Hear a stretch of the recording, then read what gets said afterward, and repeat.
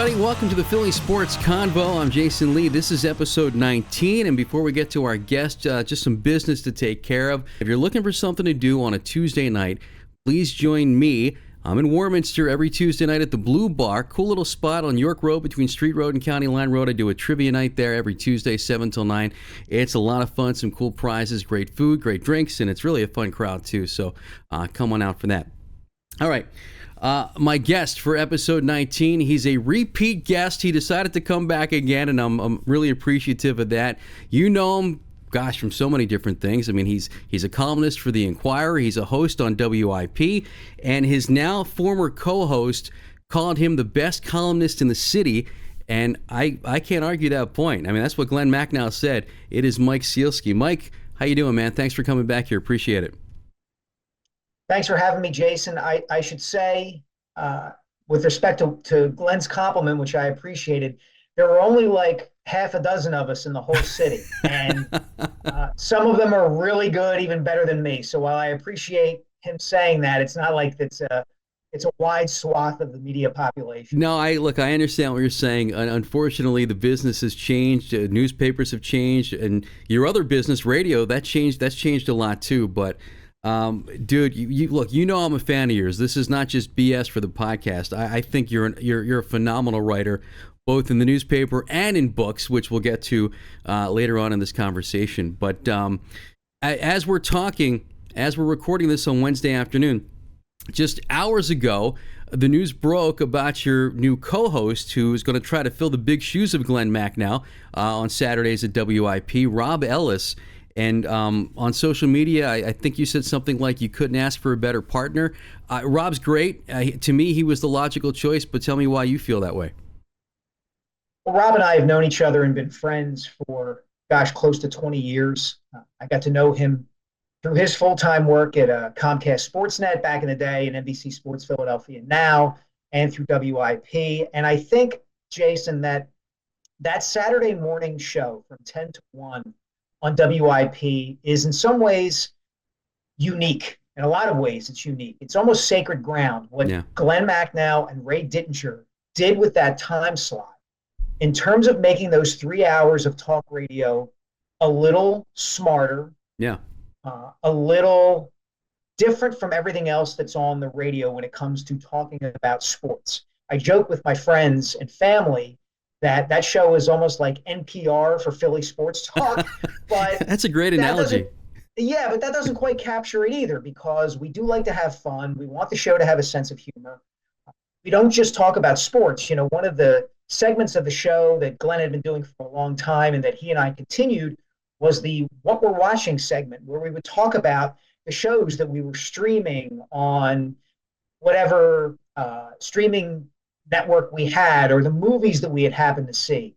And that generated as much response and interest from the audience as anything else we talked about. And when Glenn announced his retirement, it was important, I felt, to find a successor for him who would keep that same tone, who would be able to talk about sports in a way that was substantive and intelligent, but also have fun and had credibility within the market. And to me, Rob checked all of those boxes. So I'm really looking forward to it. And the other added benefit is that this puts to rest the idea that Rob and I are the same person. We get confused or mixed up for each other by listeners all the time. You know what? To the point where I was actually at a public event months ago, and I had someone approach me and say, "Hey, I grew up in your neighborhood, and I remember you from back in the days at Delaware County." And I had to stop the guy and say, "Sir, I never lived in Delaware County.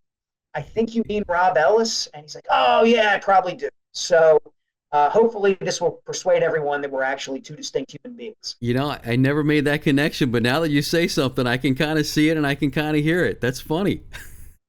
Yeah, he's got a little bit more of the Philly Delco accent, I think, than I do. Which is hard to do because I hear from people all the time about how much I talk like a Philadelphian, and my 10-year-old son has the accent too, which drives my wife absolutely crazy. She's not from the Philadelphia area, and she can't understand how 10-year-old Dave Sielski ended up talking like he was born at the corner of Front Chuck. Well, okay, wait a second. But boy, you were born in like Central Jersey, right? So how did you get? I mean, I know you moved to this area at a young age, I guess. But how did you get the Philly accent? All right, so my parents were both city kids. They both went to Cardinal Doherty. My dad went to LaSalle. My mom went to Chestnut Hill College. And my dad is a retired postal inspector. And he was actually working in New York City at the time that I was born. So my mom and dad were living in New Brunswick, New Jersey. They had an apartment there. Okay, got it. And I was born in June. And then 2 months later, my parents moved back to the Philadelphia area. Okay. So even though I was born in Central Jersey, I've lived my whole life in the Philly region. So Bucks County your whole life? Montgomery County for my early life, and then Bucks County kind of from age, I don't know, 26 on for the most part, with a couple of years in northern New Jersey when I worked in. Got it. Okay. You mentioned something about the Saturday morning show and how it's a little different than the rest of the shows. And I know you said that to Glenn on his last show, and I think that's exactly right. And it does go back to Glenn and Ray. But what you said about, you talk about what you're watching, to me, and I guess you probably go back as far with WIP as I do, and I go back to pretty much day one in the mid 80s. And I remember the Tom Bigby days when he was the program director. That was kind of his mantra, that it wasn't sports talk, it was guy talk, I think he called it. And that's kind of what you guys do. I mean, obviously it's centered on sports, but there's so many other different things. There's like you said, the what you're watching. Glenn was doing the movie club for men. I mean, that's genius. That's brilliant stuff, and it's really cool that you're going to continue with Rob. Yeah, that's what we want to do, Jason. We don't want to break something that doesn't need to be broken. And at the same time, we want to try to widen and diversify the audience for the show. Both Rob and I are a little bit younger than Glenn and Ray were, and I think that lends the content that we'll produce to be a little bit different. Also, in my role with the Inquirer, I'm down there a lot around the Eagles and sometimes around the Phillies and certainly around the Sixers and the Flyers. So that adds an element to all of this too. In terms of the tone of the show, we don't want it to stray too far. We certainly, neither Rob nor I is inclined to give hot takes of any kind. And I think that's one of the aspects of the show that people appreciate, is that when you've heard Glenn's opinion and you've heard my opinion, you could trust that it was our opinion. This is exactly what we believe. We're not intensifying it or changing it or taking a position just for the sake of ginning up a reaction. And Rob is exactly the same way. If we get into a discussion or an argument, you will know that it's because we genuinely disagree on a given issue related to sports or movies or whatever the case may be. So I think that sort of approach, I think people appreciate. Yeah, and I know as a listener myself, I appreciate it, because I think too many times with on-air duos, it seems like it's set up like, okay, here's the main issue of the day. You take this side, I'll take that side. It seems like the two hosts always disagree. And it's look, I get it. They want to spark phone calls, but it doesn't sound genuine to me. So I like that you guys aren't going to do stuff like that. If you agree on something, great. If you don't, that's okay too. And I know you've been doing radio now for, has it been what, 2 years, 2.5 years? Yes. And I know it's not something, at least I don't think you ever aspired to. I remember you telling me the story. Glenn just called you out of the blue when he was told that Ray was going to retire. What has the transition been like for you? You've taken to it very well. How have you taken to it so well? That's a great question. You're right. It's not something I aspired to do. I always wanted to be a writer. Being the sports columnist at the Philadelphia Inquirer was my dream job when I was in college, and I'm very fortunate to have it now. What I'm finding is that, to be very honest, Jason, relative to sitting down and writing an 800-word column or a 2,000-word feature story for the Inquirer or a book, and I hate how this is going to sound, but it's true, radio's easier because I'm just talking. I'm not sitting there and bleeding over my laptop, choosing the exact words that are going to appear on Inquirer.com or in the paper. And I'm able to express myself quickly and in the moment, and then the moment passes. And I like that. And Glenn made the transition very, very easy for me. He was more than willing and more than open when it came to giving me advice and instructing me on the ins and outs of hosting or co-hosting a radio show. And I'm very appreciative to him for that. And I really love it. Like I wake up every Saturday morning and I'm practically running out the door to get into my car and drive down to the Odyssey Studios to do the show. I love those 3 hours. Yeah. It's a rush to be on the air, as you know, and to be able to entertain and talk. And the cool part about it, one of the coolest parts about it, is that I get to show a side of myself, a more personal side of myself that writing a column or even using social media doesn't allow. I can talk about my kids, I can talk about myself in a way. Because one of the things that Glenn really drove home, one of the points he really drove home was remember that people are letting you in their lives. They're letting you in their cars, their homes, their earbuds. And if they don't like you or they don't think that you're worth spending time with, they're not going to spend time with you. So you have to show them more of yourself. And I've actually liked that a lot, that aspect of the show. Yeah, that is one really cool thing about broadcasting, especially doing radio. And Glenn has made this point many times that radio is a very intimate medium.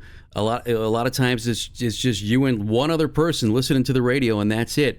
And I know for me, my life has always been fodder for whatever show I was on, and it seems like you're the same way. And I always tell people when it comes to broadcasting, the way you win, you don't just win by doing a good job. You win by relating to people. And when you talk about your kids, and your kids are at the ages where you're relatable as a father to a lot of people listening to WIP. And that's how you connect with people. And you're doing a hell of a job connecting. I mean, you and Glenn were great together, and I'm looking forward to hearing you and Rob together. I appreciate that, Jason. One of the hardest things I have to say, and I don't know if you've encountered this in your career, is that I have a natural contrarian streak to me.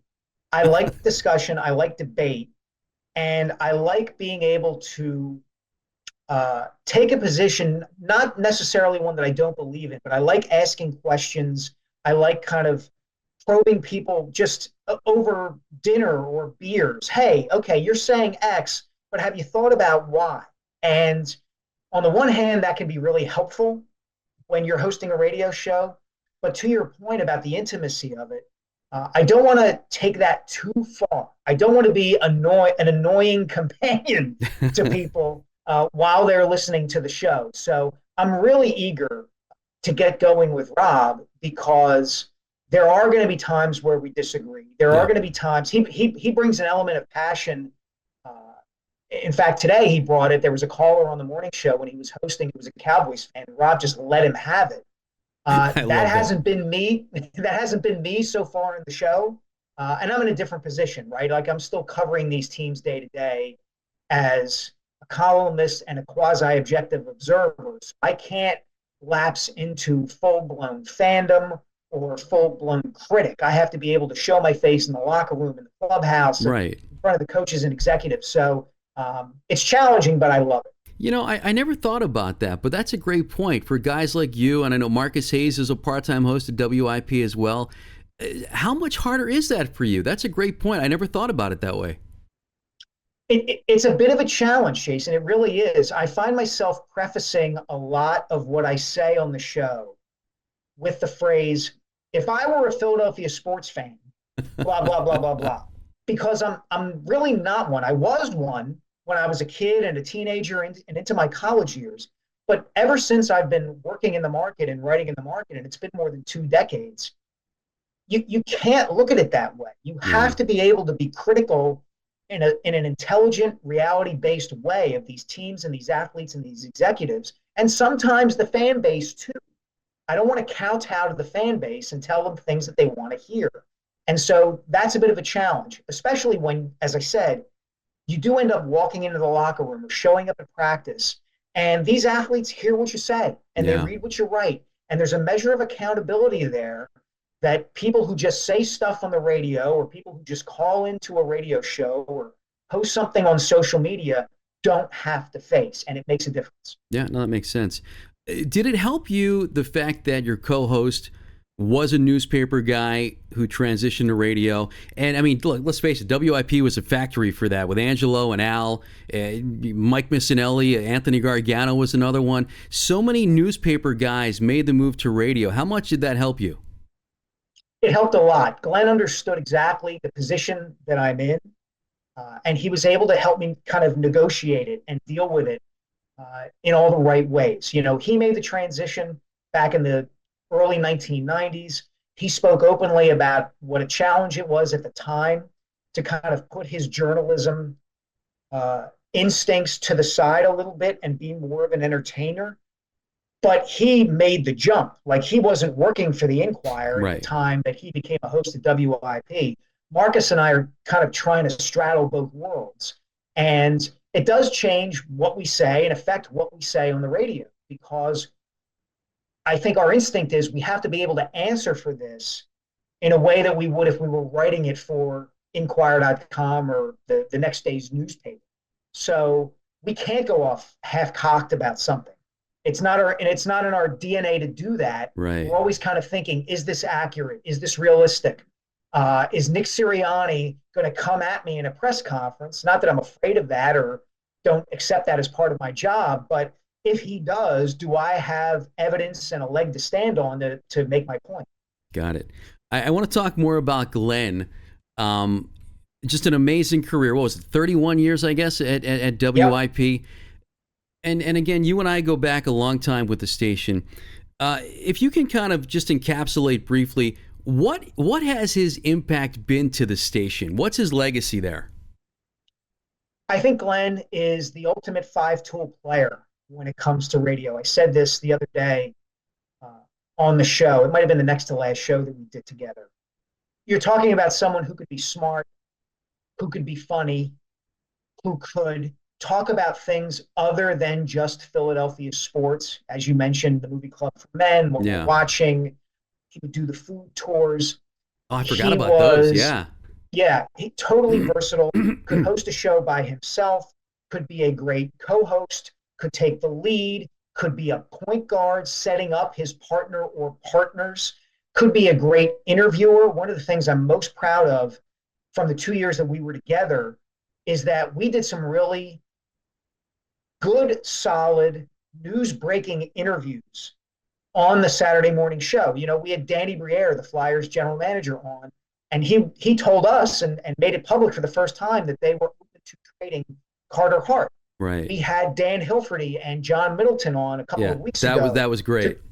To talk about the South Philadelphia project, the renovation around the Wells Fargo Center, and their relationship with the Sixers, and the Sixers' attempts to build a new arena at 10th and Market. So that was the thing about Glen. Glen could do substance and he could do style. And I think Rob and I really want to try to maintain that tradition. We want to be the kind of show where if you want to hear a smart, sometimes critical, but always honest and entertaining perspective on Philadelphia sports, you want to tune in to WIP at 10 o'clock on Saturdays. Yeah, no doubt about it. You mentioned how Glen, helped you transition into radio. Give me some specifics. What are some things that he taught you that maybe, you're going to carry forward now as long as your radio career lasts?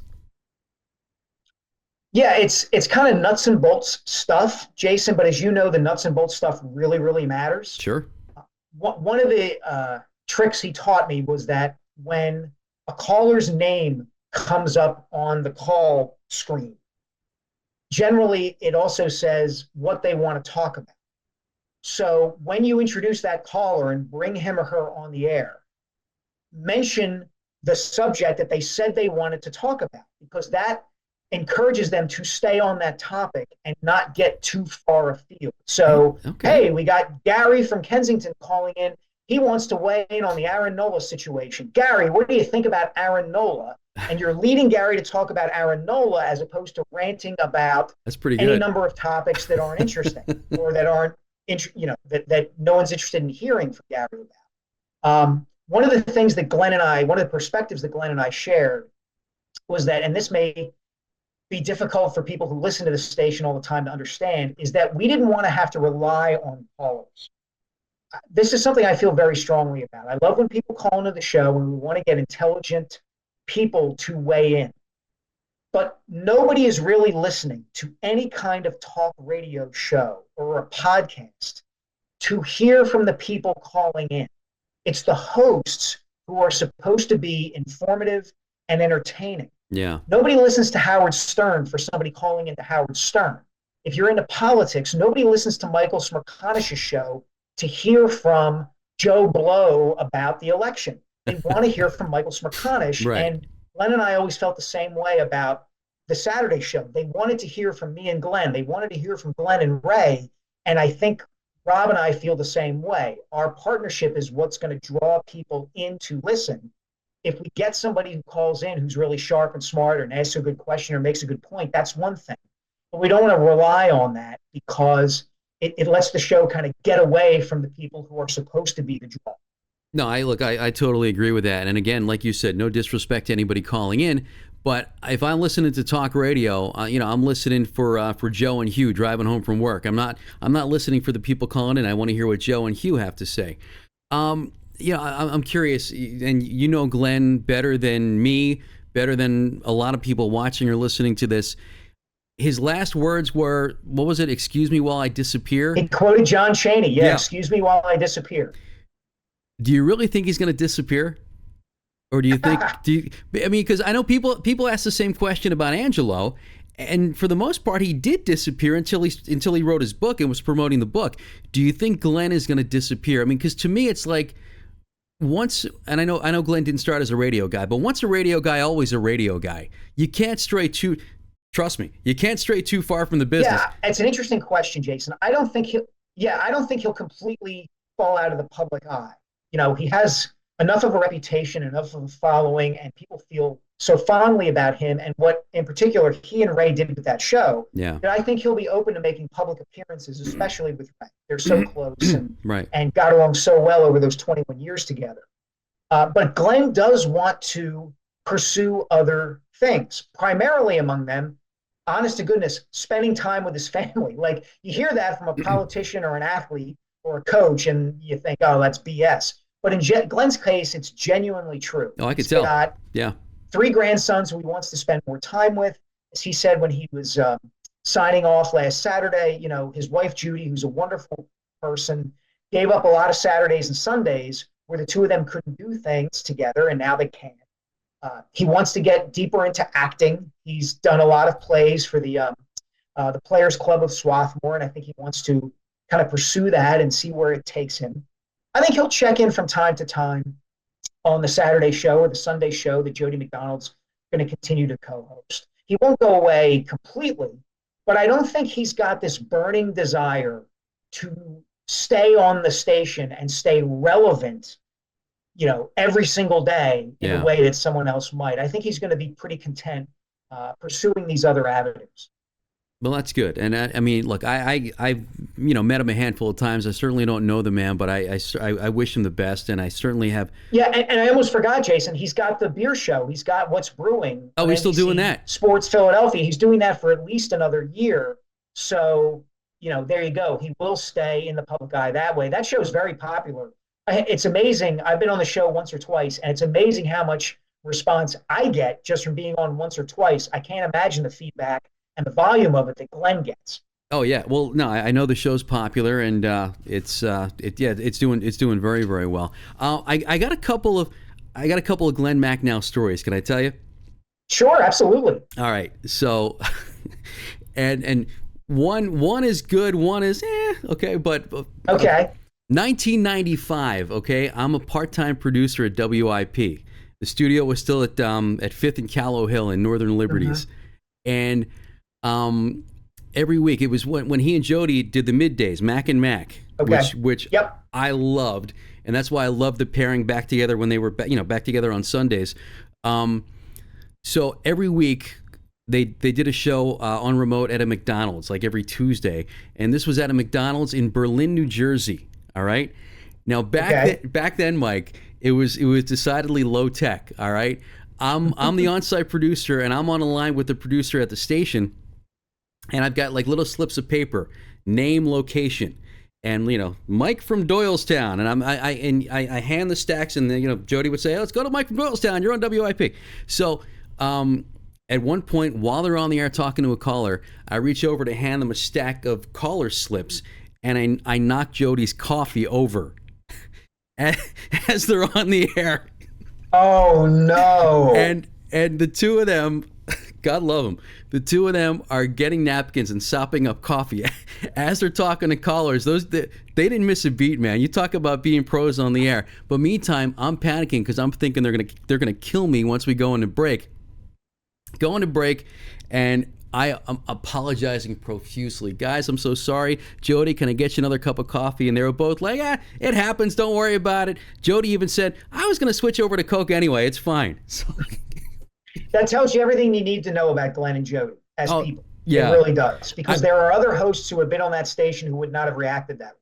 I thought they were going to kill me, Mike. All right. Now, fast forward to 2006. I did updates part-time at WIP for like a year. Every Saturday, usually Saturday night, but sometimes they had me Saturday morning, and it was the shift was 6 a.m. to noon. So I was on for the first 2 hours of Glenn and Ray's 3-hour show. And for some reason, I thought that when I got to WIP and I got to be a sports update guy, I had to be like an ESPN, like a goofy, a goofy update guy. So I'm making all these goofy references during the update, and at one point, Glenn is going into commercial break. All right, and the updates were at 20 and 50 back then. And as soon as the host said, WIP Sports Time is 10:20, boom, the update music started. So the update was the first element in the break. So as he tosses to break, and I forget what it was, but he mocked something that I said in my previous update. And oh boy, I was mortified. I mean, oh my God. So this was before social media. So I find out Glenn's email address. I send him an email. Glenn, hey, it's, Jason, I do the updates for your show. You made that remark about what I said in the show. And, I think I said something, I was polite. I'm like, help me out. What am I doing wrong? Why did you do that? How can I get better? And he sent me a very nice response back. He said, Jason, you have a good voice. You have a good delivery. Quit the BS. Quit the shtick. Just read the scores. That's what you're there for. Just read the scores. And I you know what? I always appreciated that, Mike. And later that week, during the week, they had an update shift that was 11 a.m. to 7 p.m., and that's when Glenn was on 7 to 11 at night. So I was filling in. The end of my update shift, I see him coming in, had a very nice conversation. I thanked him. He actually apologized for what he said on the air. I'm like, dude, listen, you set me straight, and I appreciate it. I had no idea how stupid I sounded on the radio, so thank you very much. But I always appreciated that from Glenn because, it was good advice, and I needed the advice. Yeah, and he has been that way in every encounter I've ever had with him, in every encounter that I've ever observed him have with someone, on the way up in the business, someone who's aspiring to be a host on a radio show or have their own podcast or whatever the case may be. It's an old school way of looking at things, Jason, but I think it's still valuable. There's a master the basics sort of approach. And then once you do that, you'll have your opportunity and get your chances to take chances. Yeah. And I think that was one of the great strengths of the show, one of the great strengths that Glenn brought to the radio and that he and Ray certainly brought to the show that they did together, which was that it didn't need to be shticky. There didn't need to be a gimmick. There didn't need to be any of that other than two guys who got along really well, were fun to listen to, were smart in what they said and thought about Philadelphia sports, and weren't obnoxious. I think that's the other thing, too, is that listeners just genuinely liked Glenn and Ray because they're just genuinely easy to like. Oh, I totally agree with that. And I mean, you hear this cliche all the time, but I think with those two guys, and even, once you took over for Ray, which could not have been easy, I think it's the same thing with the same dynamic with you and Glenn. You listen to the radio, and it really does sound like two of your buddies who are just talking sports. They just happen to be coming through your car speaker. I don't know how you and Glenn did it, because it seemed like you did it right away. But that's not easy to fake. I mean, that's either you have it or you don't. And you guys together certainly had it, and I'm sure you and Rob will have it too. Yeah, look, Glenn made that very easy. We talked a lot off the air and got together off the air and talked about what we wanted the show to be. And look, Jason, I was very cognizant that I was never going to fill Ray's Joel Embiid size shoes as Glenn's co-host. And so I wasn't going to try. And there are elements that Ray has, both having lived in the Philadelphia region and done what he's done for as long as he has, that I just couldn't do. But there were other things that I could bring to the table too, as someone who has been around the teams a lot over the last 10 years, and someone who knows from people within these organizations and teams what's happening, and being able to speak about that with a well-informed opinion. Those things matter. And it's not just, there are a million ways to skin a cat. There's more than one way to skin a cat. And you can be the voice of the fans, and you can rant and rave or offer a really strong opinion that has an expiration date of about 15 minutes from now. Or you can be knowledgeable about the market. You can have experience covering it and living in it and understanding what fans think, and then be able to say, okay, look, everybody's getting worked up about this thing. Do you guys remember this similar thing that happened 15 years ago and how that turned out? And here's how it's relevant. So maybe we can all just kind of cool our jets a little bit. There's a market for that too. And I almost feel like in today's day and age, it's better to do that, because you can get the screaming and yelling anywhere. You can get it on social media. You can get it on talk radio. You can get it on somebody's Facebook page. You know, the world doesn't need more yellers and screamers. The world needs more people who are trying to be smarter and trying to reach a broader audience. Absolutely. Okay, one more thing about Glenn, and you mentioned this during the final show, might have been the final segment, about how he was always good about defending the Philadelphia sports fan, in particular the whole snowballs at Santa thing. And I think Glenn even mentioned that was back in the late 60s. Listen, defending, as we both know, defending Philadelphia sports fans is not always easy. We get a bad rap, some deserved, but most of it not deserved. Just talk about how he was always defending the fans.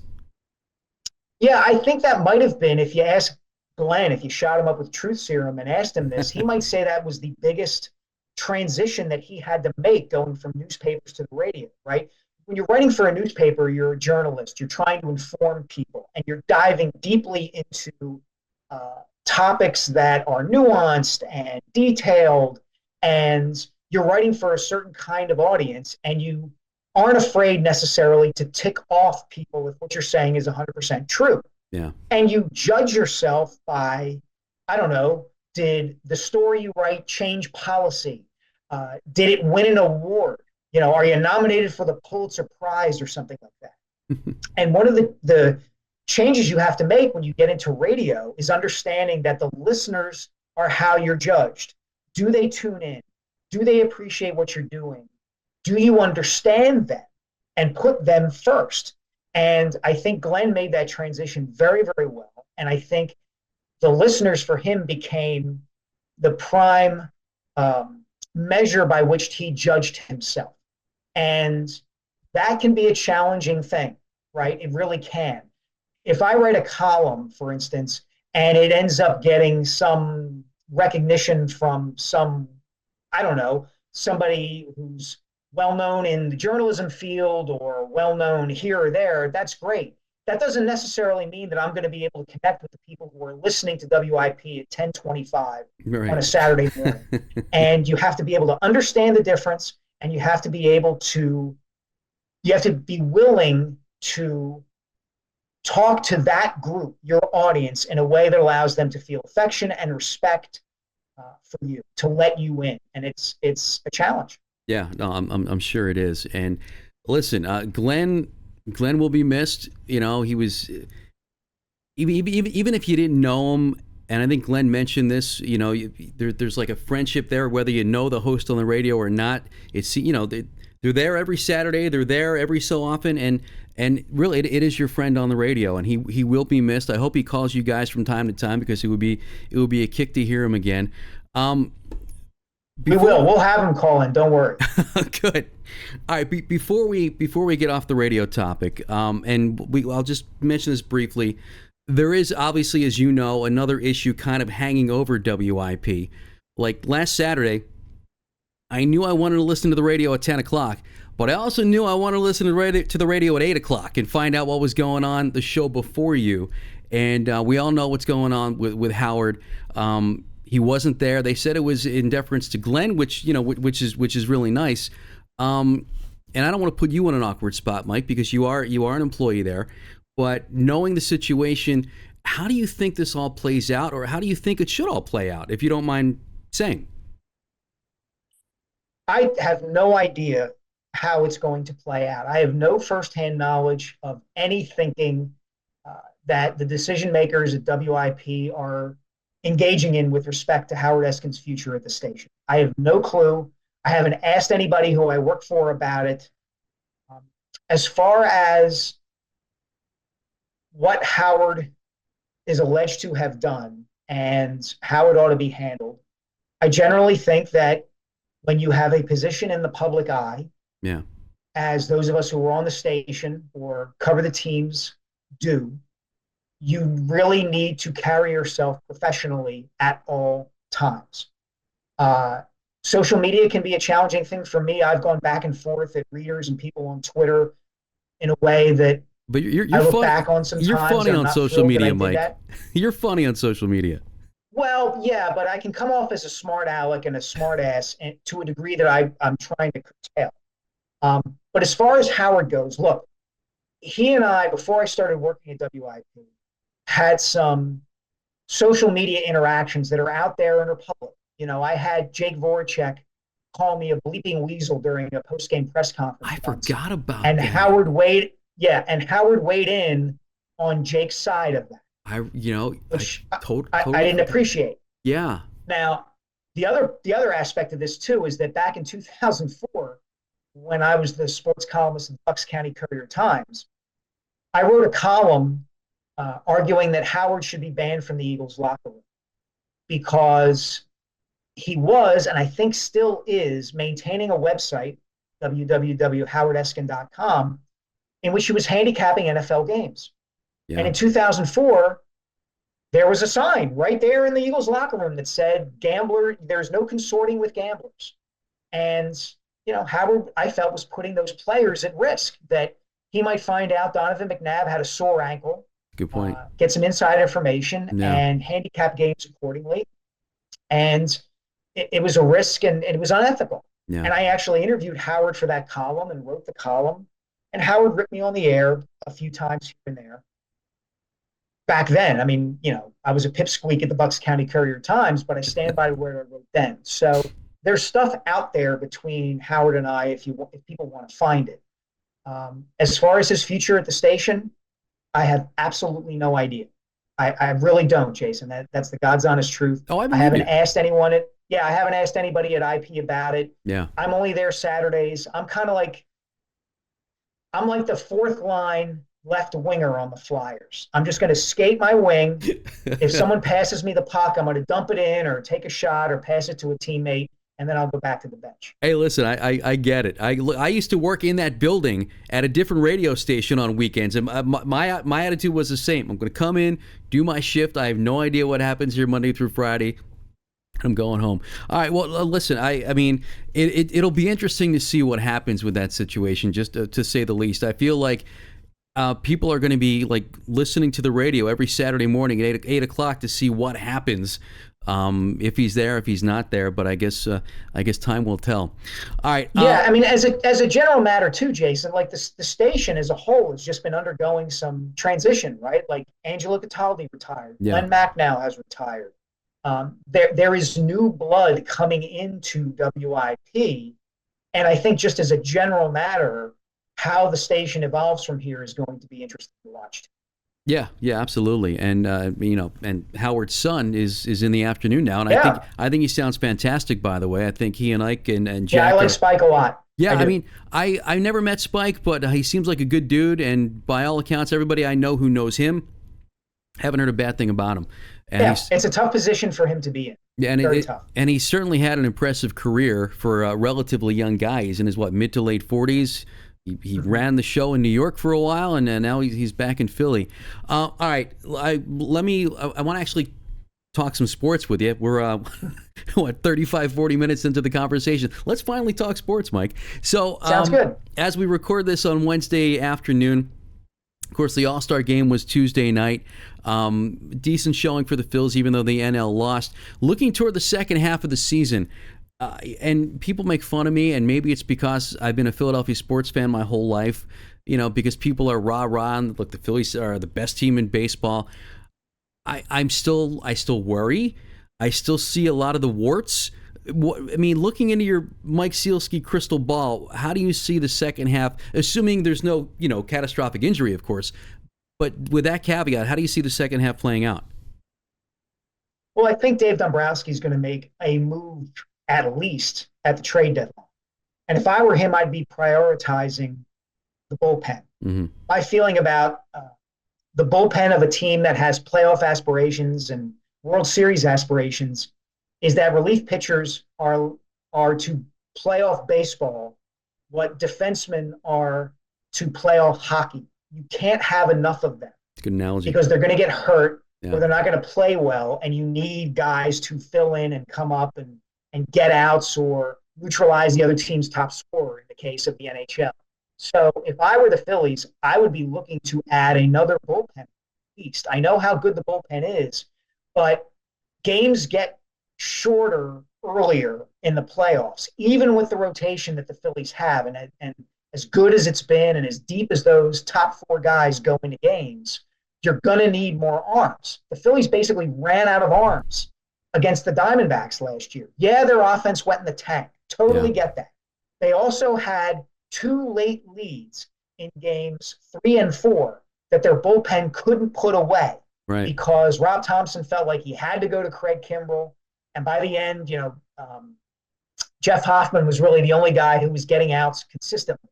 So the more options Thompson has, the better the Phillies are likely to be in a close game late. So that would be my priority. If you can go get the kid Miller from Oakland who throws 117 miles an hour, he looks great. And you don't have to give up one of your prime prospects to do it.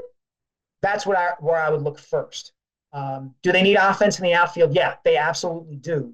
But they also have enough offense throughout the lineup between and among Bryce Harper, Trey Turner, JT Realmuto, Alec Bohm, Bryson Stott, Kyle Schwarber, that they should be able to hit enough to win games in October.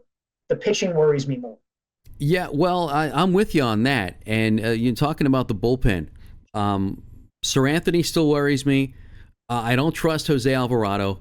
It's like when he's on, he's filthy, but when he's off, he's awful. He can't find the plate. Hoffman, as great as he can be, when he's off, he's really off. I tell you what, Strahm has looked great so far this season. I would love to see them add another arm. And when it comes to the lineup, I mean, you said it. In the Arizona series last season, the entire lineup went stagnant at the same time. It seems like that happens and it's happened a few times this season. They have stretches where they get 1 run a game, 2 runs a game. Then they have stretches when everybody's hitting home runs. It just seems like there's it's either we're way up or we're way down. And when everybody goes cold, they go cold at the same time, and that was their undoing last season.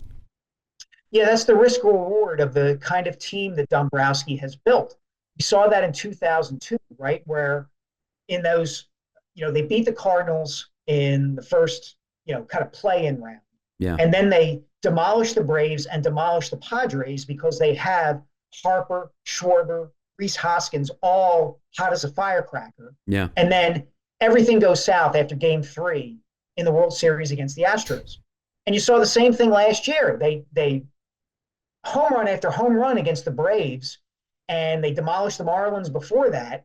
and they're demolishing the Diamondbacks until the series gets to Arizona. And I don't know that there's a way around that. That's the thing that makes the Phillies both an incredibly intimidating opponent in the postseason and a team that can potentially get beat because they do all tend to get cold at the same time. It's kind of an all or nothing thing. Yeah. They're not just going to get into a mode where they're putting the ball in play all the time and making the opposing team make defensive plays to get them out. They're going to strike out.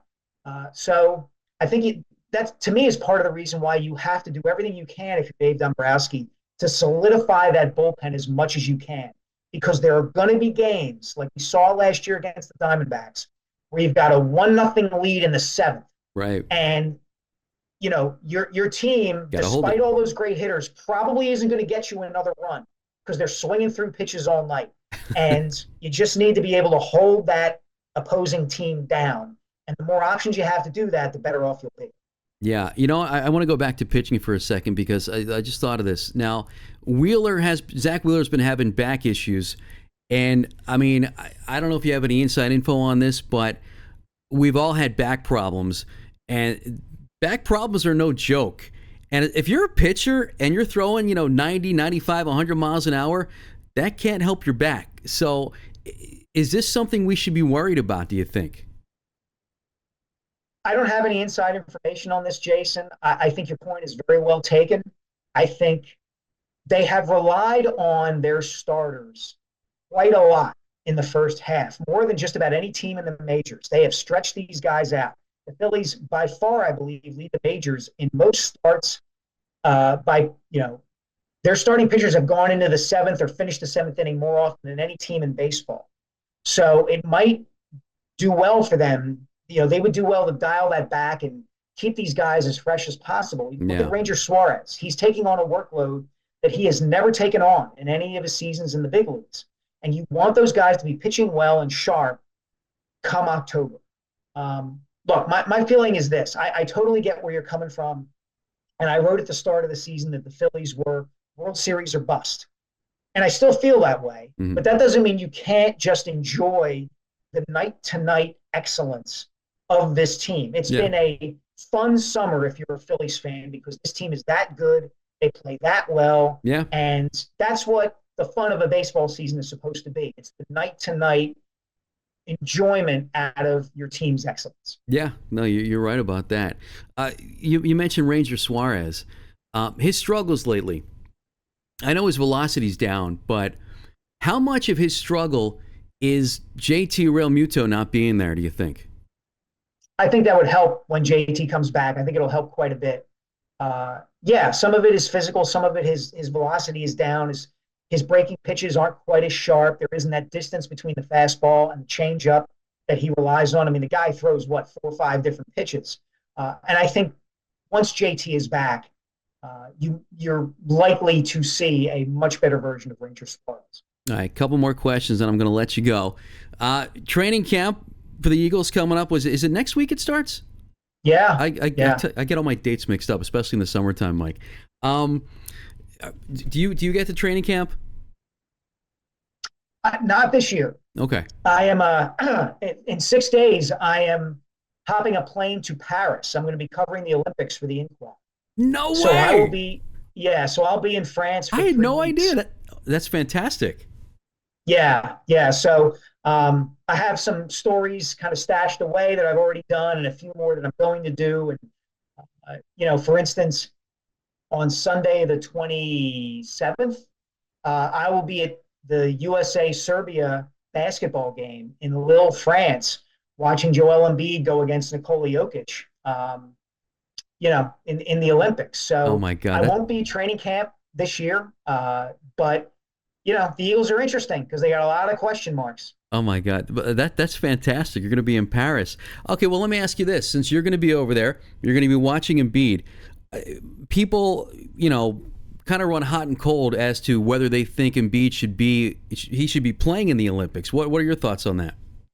I do. I think it's a good thing. I think you can't keep him under bubble wrap. You just can't. If he's going to get hurt, and he's likely to get hurt, he's going to get hurt one way or another. Yeah. And I think 2 things are positive about this experience, or potentially positive for him and the Sixers. number one, it gets him in playing shape heading into the season. Good point. He will be in shape for having played through the Olympic tournament. Number two, the experience gets him around LeBron James, Steph Curry, Kevin Durant, a whole bunch of guys who in a lot of ways are much more accomplished than he is in the NBA from a team standpoint. And I think that's nothing but a good thing. I think back to the 2010 Redeem team where LeBron James and Dwayne Wade and Carmelo Anthony get around Kobe Bryant and watch him work and watch him get up at 4:00 in the morning while those guys are coming home from the clubs and he's going to work out. Yeah. And they look at him and say, oh my gosh, if we're going to keep up with this guy, we got to change our schedules. And they did. And I don't think it's a coincidence that LeBron James, it was him joining the Miami Heat, but I don't think it's a coincidence that LeBron started winning championships right after his experience of being Kobe's teammate, because Kobe had a mentality that was different from all those other guys. And so if Joel can get a little bit of that, that's nothing but a good thing. Yeah, no, that makes sense. All right. And final thing I want to bring up, and it's speaking of Kobe, of course, we heard the news, and again, we're recording this on Wednesday afternoon, but we heard the news that Kobe's father, Joe Jellybean Bryant, passed away. Now, you did the book about Kobe Bryant. I'm assuming, did you talk to his dad for the book? No, okay. I did not. Did you know his dad at all? I did. When I was an undergrad at LaSalle, covering the men's basketball team, Joe was an assistant coach under Steve Morris. So I got to meet him a few times. Terrific guy. But Kobe's parents have never spoken publicly since his death. And I got into this in a column I wrote for the Inquirer. There was a pretty severe fracture in their relationship over time. Okay. That was healed and then became broken again over Kobe's years with the Lakers. I think Joe and Pam thought that he shouldn't get married at age 21, that he was too young, that his bride Vanessa, who was 18 when they got married, was too young. There were some other things that led to kind of the disillusion of their relationship. Wow. And I have to believe that, over the last 4.5 years, Joe had been walking around with a broken heart, because I have to think, and I've had people close to him tell me this, that of course, as a father, he always kind of figured, there will be time for me to reconcile with my son. Yeah. Eventually, Kobe and I will make amends and we'll be as close as we were when he was a kid. And then Kobe died in 2020, and Joe never got that chance to reconcile with his son. And I think that even though he had a massive stroke recently, I think it's fair to say that it's more accurate to say that Joe probably died of it. Wow, I did not know about any of that. Wow, that is awful. All right, I don't want to end on that note. So, speaking of book, we mentioned the Kobe book. You have is your second book? Is it already out? I should know this, or is it coming out? It's coming out in February. It's called Magic in the Air, and it's the subtitle is The Myth, the Mystery, and the Soul of the Slam Dunk, and it's basically an episodic narrative history of basketball through the prism of the slam dunk. I kind of wanted to look at the sport and tell some stories about the sport through the players and the moments that were built around this shot that literally changed the sport and changed in some ways American culture. The book gets into the rise of black players in basketball, the decision by the NBA to ban the dunk in the late 1960s and early 1970s, players such as John Morant, Julius Erving, David Thompson, Lorenzo Charles, a guy who was on the 1936 U.S. Olympic team that won the gold medal, won the first basketball gold medal in Olympic history, a guy named Joe Fortenberry who was popularizing the dunk around the country and was on that team. So, it's a little bit different than the Kobe book, but it was a lot of fun to write, and I hope people will pick it up and kind of learn something new and fun and different about basketball fun. It sounds like a great book, and I love a good dunk. I miss the old days of the slam dunk contest, because to me it's just not the same these days as it was like back in the 80s and even into the 90s. But I can't wait for that to come out. Mike, listen, man, I love talking to you. I can't thank you enough for doing this again. I think I told you I'd keep you 45 minutes. I think I kept you a little bit longer than that. So thank you thanks for the patience, man. I always enjoy it too, and I appreciate you having me on. We got to do this again, and I know I said this, I think, at the end of our last conversation, and I still haven't made it happen. But if you're you're going to be in Paris. Well, we'll talk. Yeah. We'll talk off. We'll the talk podcast. when I get back. I'll come to trivia night. Oh, there you go. Or or we'll meet for a burger at the Jamison Poorhouse or something. All right, but sounds good to me. I definitely owe you a burger and a beer, Mike. Always a pleasure, my friend. Thank you very much. My pleasure, Jason. Thanks. You got it. And thank you for watching episode 19 of the Philly Sports Convo. We'll talk to you next time.